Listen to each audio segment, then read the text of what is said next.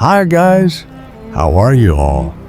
Today's video is going to be very interesting for you because in today's video you can see what Chicago was like in 1930. So, if you want to know the details, you have to watch the full video.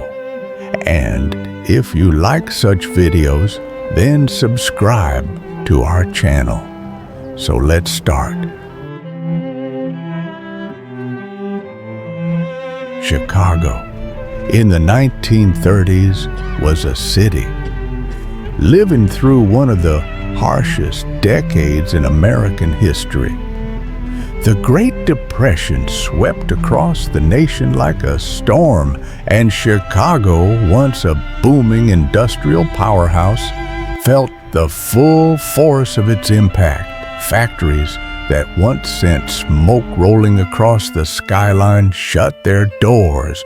Thousands of workers found themselves standing in long lines, hoping for a meal or a job that never came. The city's heart was heavy, but it never stopped beating.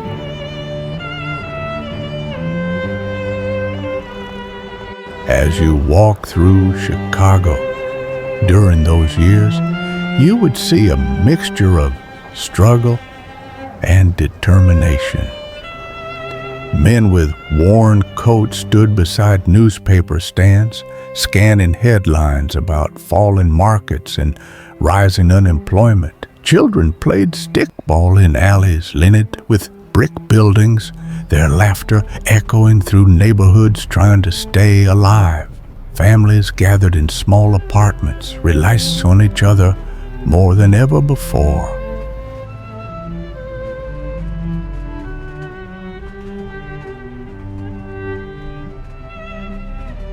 Yet, for all its hardship, Chicago did not lose its soul. The neighborhoods remained alive with culture so rich it could be felt in the air.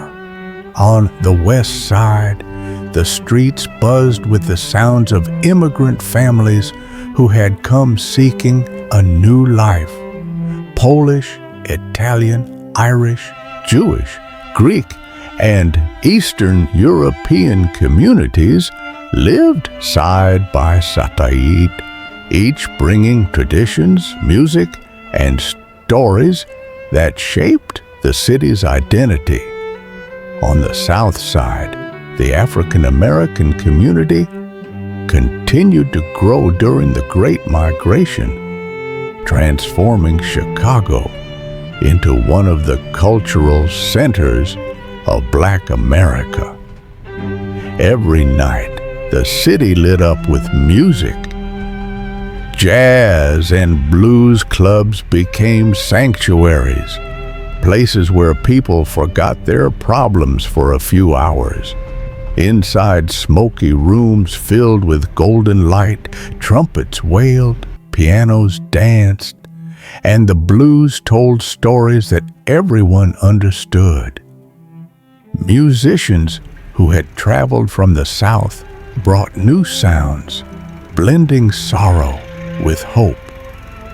Chicago's music scene became one of the most influential in the country, shaping the future of American sound.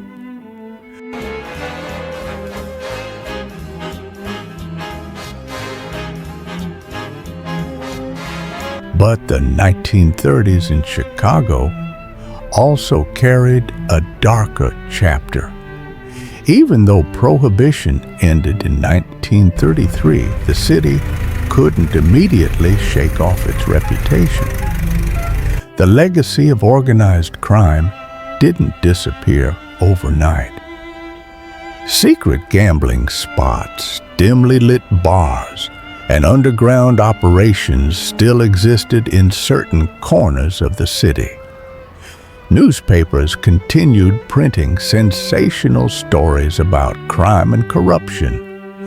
Chicago was caught between the glimmer of nightlife and the shadow of its criminal past. Despite all of this, the city never stopped fighting to rise again. By the mid-1930s, New Deal programs helped Chicago begin to rebuild. Construction returned, and the skyline started to change. Workers poured concrete, raised steel beams, and shaped parks and bridges across the city. Public projects brought people back to work and restored a sense of hope. Neighborhoods grew stronger, and communities stood together with a determination that defined the era. As the decade neared its end, Chicago looked different than it had in 1930. It was still rough around the edges, still recovering from the economic punches, but its resilience became impossible to ignore. The city had weathered the storm. Through music, culture, hard work, and relentless spirit, Chicago showed the world that even in the darkest times, it could stand tall. This was Chicago in the night tourist, a city of endurance, struggle, and endless creativity. A place held together by its people who refused to let despair break them. In the smoke of the factories, in the rhythm of the jazz clubs, and in the streets where hope never fully disappeared, the spirit of Chicago lived on. A spirit that still shapes the city today.